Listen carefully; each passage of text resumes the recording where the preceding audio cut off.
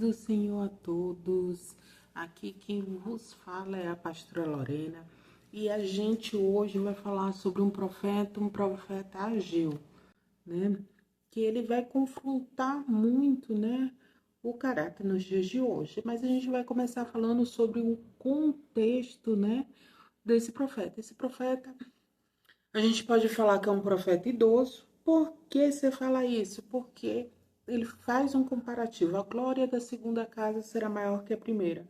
Então, provavelmente ele viu essa glória, né, do Templo de Salomão, e ele está comparando, né, a glória da primeira casa com a glória da segunda casa, né, que é o Templo de Zorobabel. Ele é um profeta pós-exílio e ele vai andar em conjunto, ele é contemporâneo do profeta Zacarias. Os dois, né, vão profetizar pós-exílio, exatamente nessa reconstrução do templo, né? Existem 3 profetas pós-exílios, o Ageu, Zacarias e Malaquias. Esses são os 3 profetas pós-exílio, e no Novo Testamento o profeta João Batista, né? Que até Jesus fala que não houve profeta igual ou semelhante a ele, né? Ele, o profeta Ageu, ele não se encontrava na lista dos refugiados quando Esdra, ele vai fazer aquela lista, né? Ele não vai falar do profeta Ageu. Então a gente não sabe a sua tribo, sua linhagem, a gente sabe apenas que ele é um profeta que profetizou exatamente nesse contexto da reconstrução do templo. O contexto dessa época seria: a Babilônia entra em decadência, os persas avançam. O Persas agora está no topo, né, dessa cadeia mundial. E Jerusalém já não é mais um reino, Jerusalém e Judá. Jerusalém é apenas uma província dos persas, né? Ele não é mais um reino e ele começa a ter as suas dificuldades como província. Inicia-se no rei Ciro, quando o rei Ciro, ele começa, né, os persas vencem a Babilônia, o rei Ciro, ele está nesse governo dos persas, ele autoriza a volta dos exilados a Jerusalém. Nessa época, lançados os fundamentos, né, do templo. Só que acontece, a gente vai estar lá em Esdras. Pastora, você está falando em Ageu. Sim, para a gente entender Ageu, a gente tem que voltar lá em Esdras e um pouco de Neemias. Mas a gente precisa entender esse contexto da história. Por quê? Porque senão fica vago na nossa cabeça. A gente começa... Será aí, o que aconteceu nesse meio tempo? A gente vai ter que ir lá em Esdras. Então, lá em Esdras, a gente vai ver os levitas, os jovens, eles, quando ele vê os fundamentos do templo sendo construídos, eles vão ficar felizes. Eles vão pagar, eles vão doar, eles vão ofertar para essa reconstrução do templo. Só que os mais velhos, eles vão chorar. Por quê? Porque eles veem o fundamento, apenas o fundamento, não está totalmente construído, é só o fundamento. Eles vão começar a chorar, porque eles fazem um comparativo do Templo de Salomão e com o Templo de Zorobabel, tá? Eles fazem esse comparativo. E quando há esse retorno a Jerusalém, como eu disse, Jerusalém já não é mais o reino, e quem está no governo apenas como governador é Zorobabel. Não é mais o rei Zorobabel, é um governo, ele é governante de Zorobabel, ponto. E quem está como sacerdote, sumo sacerdote, Josué. Então aí já começa, né, os primeiros encalços, né, desse retorno, que não é um retorno glorioso, é um retorno, esse povo volta por baixo, né? Eles vão ter, né, que recomeçar a sua vida, que aí é uma briga interna, né, do seu ser, vamos dizer assim, de não querer reiniciar, querer dar uma continuidade onde eles pararam e ali E Deus está chamando a um recomeço, um renovo, uma nova página, né? Quando eles começam essa reconstrução do templo, né, os samaritanos, os israelitas vizinhos, eles vão lá para tentar ajudar. Ó, a gente adora o mesmo Deus que vocês, desde que a gente voltou do exílio, a gente também está fazendo sacrifícios, está adorando a Deus, e a gente queria ajudar nessa reconstrução do templo. Zorobabel e Josué, eles vão tratar eles com indiferença e vai dizer, não, a gente não precisa da ajuda de vocês. A gente vai ver, né, essa briga indo até mais na frente lá no Novo Testamento. Mas aqui é o início, né, de uma guerra fria entre os judeus e os samaritanos. Até por essa frieza, né, essa indiferença com eles. Então, o que, que eles vão fazer? Eles vão começar a intimidar os samaritanos, eles vão intimidar os trabalhadores. Eles vão fazer acusações políticas aos judeus a ponto de dizer assim, olha, eles vão mandar uma cartinha e vão dizer assim, olha, esse povo é um povo de guerra, é um povo atribulado, é um povo que não é, né, não é um povo de paz, é um povo ordeiro. Então, eles vão começar a plantar falso contra, né, o povo de Judá.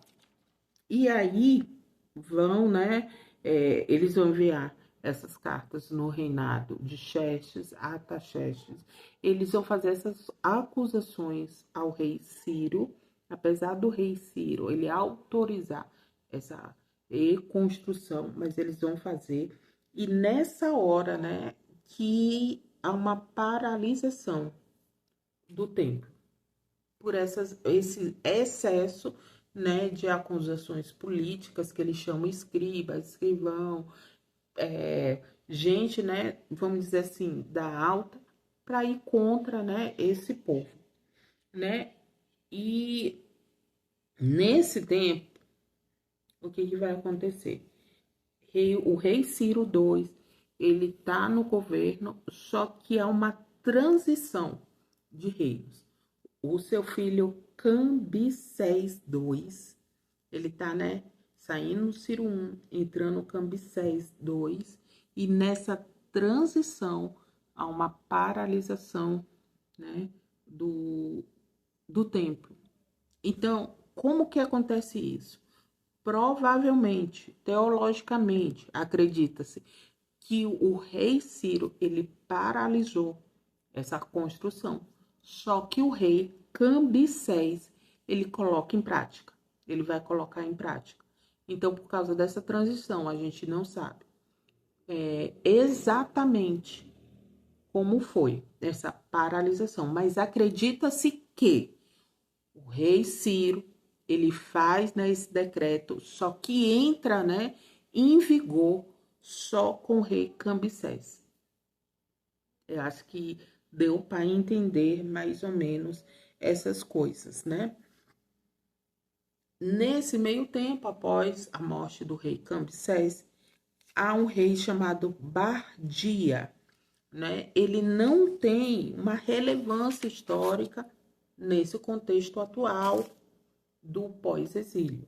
E depois o rei Dário II. O rei Dário II, no seu segundo ano de governo, apenas no segundo ano de governo, ele vai permitir a reconstrução do templo.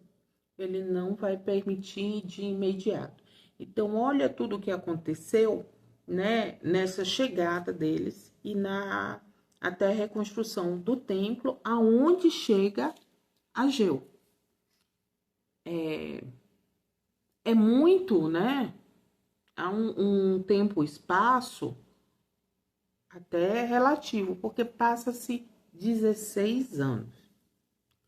Nesses 16 anos, as pessoas, elas estão tristes, elas estão desanimadas, elas estão com uma paralisia espiritual, elas não querem, podemos dizer assim, reconstruir o templo pela simplicidade, pela questão econômica, pela falta de dinheiro, por tudo isso.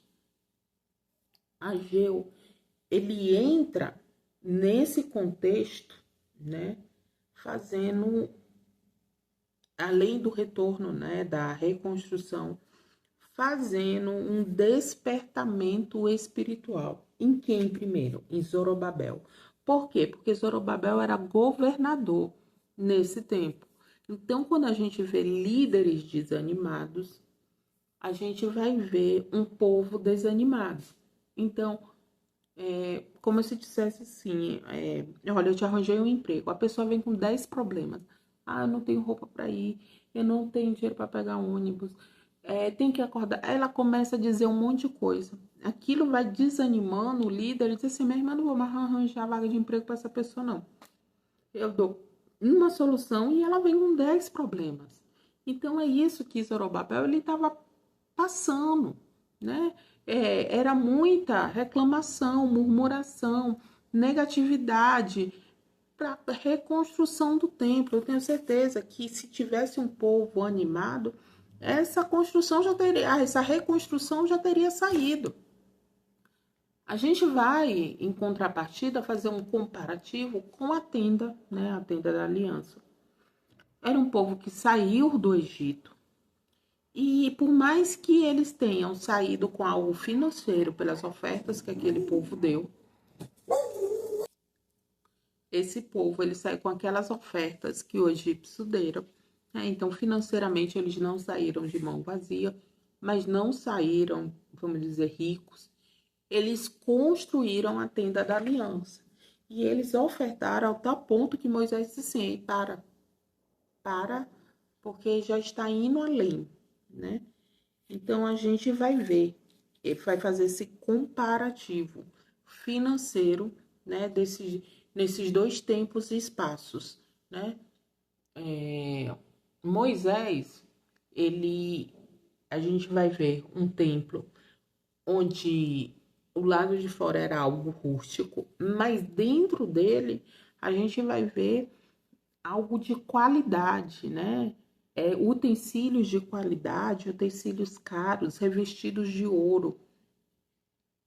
E já no tempo de Zorobabel, não. No templo de Salomão, claro que há, né, essas ofertas que Davi, ele pede ao povo lá em Crônicas, ele vai pedir, ele vai dizer assim, olha, eu juntei isso, isso e isso, e quem vai ofertar agora? Quem pode ofertar para o templo? E as pessoas vão ofertar. Era uma época diferente, onde Davi também conseguiu muitos espólios de guerra. Ele fez muito, né, dessa economia para o templo de Salomão, mas, né, além das ofertas. Então, também há esse comparativo financeiro que Salomão teve e Zorobabel não teve. Zorobabel não teve essa comunidade, essa oferta comunitária para que houvesse essa reconstrução do templo. Houve sim Ciro, no início que Ciro ele autorizou essa reconstrução do templo, há pessoas que ofertam, estão alegres enquanto os velhos estão chorando. Então há esse desequilíbrio, né? Enquanto eu estou animado para fazer, tem alguém desanimado dizendo que não vai dar certo, que isso, que aquilo, que no templo de Salomão, que no seu, sabe, um comparativo que puxa para baixo, né? Ageu, o que ele vai fazer? Além desse despertamento que ele vai começar com Zorobabel e Josué, ele pede o retorno. Vamos retornar à reconstrução do templo? Vamos vamos retornar, vamos despertar as nossas prioridades espirituais, vamos renovar a nossa aliança com Cristo, com Deus, quer dizer. Ele vai fazer esse tipo de conotação a Zorobabel. Por quê? Como ele era líder, se ele não anima primeiro o líder, ele não vai conseguir animar o povo que já estava, né, nessa negatividade, murmuração, essa desanimação que estava acontecendo. Ele começa a animar primeiro a liderança. E logo, né, ele vai animar quem? O povo. Ele vai começar a falar, né, sobre essa questão espiritual, falar a importância, as prioridades, vai falar, né, sobre essa crise econômica, vai dar uma explicação dessa crise econômica, ou seja, vocês estão priorizando a casa de vocês estão priorizando o negócio de vocês e vocês não estão priorizando a vida espiritual. A ação imediata, o que ele tinha prioridade era isso, essa questão espiritual, a prioridade nessa questão espiritual. Ele faz esse chamado, ele vai chamar o povo, né? Essa impureza, ele vai deixar bem claro sobre essa impureza do povo.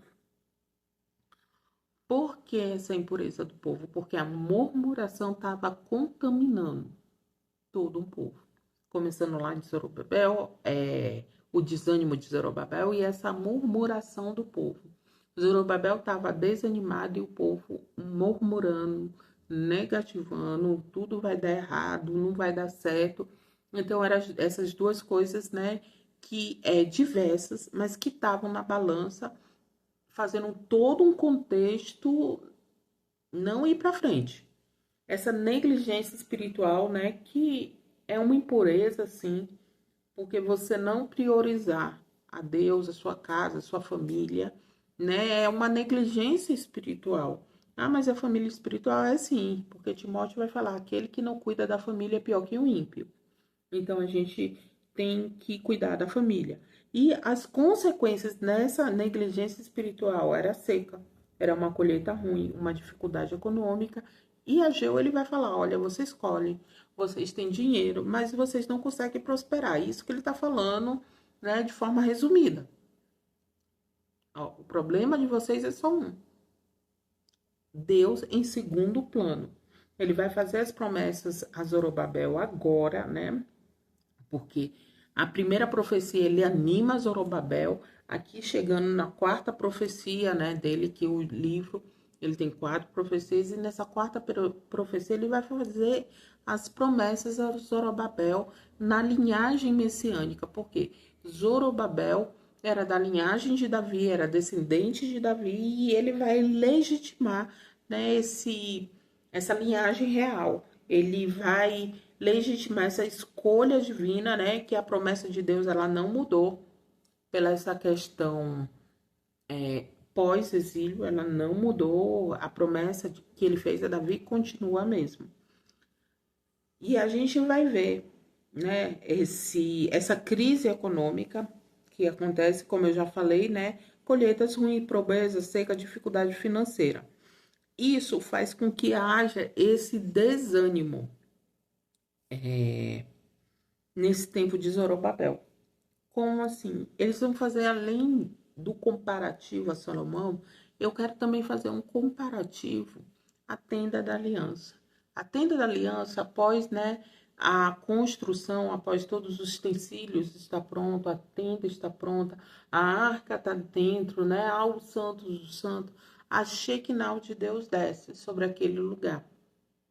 Mas há também uma busca espiritual, há uma oração para que naquele lugar haja a presença de Deus. No Templo de Salomão, após a construção, está toda completa, há uma inauguração. Os levitas, eles estão, né, louvando a Deus, salmodiando a Deus. E há uma oração de Salomão, se meu povo se humilhar e buscar. Então, há uma humilhação de Salomão sobre aquele lugar, não só de Salomão, mas dos sacerdotes, do levita, do povo. E a Shekinah desce sobre aquele lugar. Aqui a gente vê pela frieza espiritual desse povo, de não procurar a face de Deus, a Shekinah não desce. Mas há uma promessa, que a glória da segunda casa será maior que a primeira. Eles vão ver com olhos, né, carnais e não com olhos espirituais. Por quê, minha pastora? Porque eles vão ver, gente, não há nada de adornado. A Arca da Aliança não está aqui. Os querubins não estão aqui. Esse templo não é revestido de ouro. Não está Urim nem Tumim aqui. Não desceu a Shekinah. Não há óleo da unção. E não há presença, né, de Deus, do Espírito Santo sobre aquele lugar. como a glória da segunda casa vai ser maior do que a primeira? Esse era o questionamento desse povo. Esse é algo que eles não conseguiam entender, que a presença de Deus não está num templo. A presença de Deus está na procura, né? Nessa busca, nessa humilhação, vamos dizer assim. Não falo de humilhação da pessoa estar em cima, de pisar, não. Dessa humilhação de dizer ao Senhor: eu entendo que o Senhor é o único e suficiente Salvador, eu entendo que é o Senhor da minha casa, eu entendo que o Senhor é o Senhor da minha vida. É você entregar na mão de Deus, né, toda a sua vida. E aí eles começam a pensar da seguinte forma, ó: essa glória vai ser uma glória de riquezas posteriores, ou seja, posteriormente. Esse será um tempo revestido de ouro, vai ter o retorno aos utensílios da casa do Senhor, a Arca da Aliança. Então eles vão começar a pensar em uma riqueza posterior, que não, vamos dizer assim, se a gente comparar, Salomão não acontece, né? Eles vão imaginar o quê, né? Acontece a presença do Alexandre o Grande, né, que vai honrar o templo, mas não é isso, porque se for comparar Salomão com Alexandre, não é a mesma coisa. Salomão até hoje, pela sua sabedoria, tanto agronômica, quanto filosofia, quanto de arquitetura, náutica, não se compara. Não tem essa comparação. O que é essa glória? Essa glória, ela vem relacionada a promessas messiânicas. A gente vai ver muito lá em Zacarias. Ele vai bater muito forte sobre essas promessas messiânicas. Mas essa glória está relacionada à presença do Senhor dentro do templo. A gente vai ver Cristo no templo, fazendo milagres, fazendo prodígios, fazendo maravilhas e principalmente ensinando aquele povo. Essa é a glória que Ageu estava falando, que talvez, né, as pessoas, talvez não, as pessoas não entendiam a promessa de Deus com os olhos carnais, mas se eles ativassem os olhos da fé, talvez muita coisa poderia, né, ter acontecido. E como a gente pode relacionar todo esse livro, né, com os dias de hoje? A primeira coisa, né, que a gente relaciona é essa procura, né, essa falta de prioridade do Senhor, né, onde a gente só vai buscar o Senhor quando bem convém, quando as coisas não estão bem, quando a parte financeira fica a desejar. Aí que a gente tem essa busca ao Senhor. A gente vai ver essa negligência até nos dias de hoje, da gente priorizar aquilo que Deus pode nos dar. Quando tudo está errado, a gente vai na casa do Senhor, a gente faz campanha, a gente busca né, em cultos de oração, culto da tarde, culto do meio-dia, culto... Vai fazendo. Mas quando tudo dá errado, quando tudo dá certo, a gente esquece até onde é o endereço da casa do Senhor. A gente esquece até o número de pastor, a gente vai esquecendo tudo. Além que muitos cultos, né, vamos dizer, mortos espiritualmente. A decoração é maravilhosa, uniformes maravilhosos, o louvor com excelência, se a gente olhar, né, carnalmente, todos eles no tom perfeito, mas não há presença de Deus. Por quê? Porque as pessoas, elas se preocupam com o estético e não se preocupam com o convidado especial, de convidar a Deus sobre aquele lugar, sobre aquele congresso, sobre aquela festividade. Há uma preocupação estrutural e não há uma busca, não há uma leitura da palavra, não há, né, uma oração, há um versículo, né? Vamos pegar um versículo de efeito para colocar aqui no congresso e tá tudo certo.